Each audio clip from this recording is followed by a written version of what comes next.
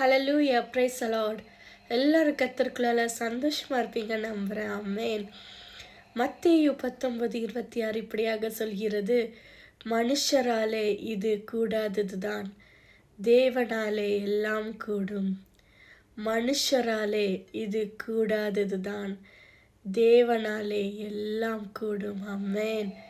நம்மளால இன்றைக்கு எதுவுமே செய்ய முடியலையே அப்படின்னு வேதனையோடு இருந்து கொண்டிருக்கலாம்.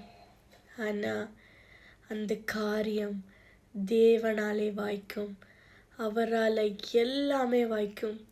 அவர் சொன்னால் எல்லாமே நடக்கும். அதனால் விசுவாசத்தோடு அவருடைய சித்தம் நிறைவேறுவதற்கு காத்திருங்க. கண்டிப்பாக கர்த்தர் நம்முடைய எல்லா விருப்பங்களையும் நிறைவேற்றுவாராக. ஆமென். God bless you all.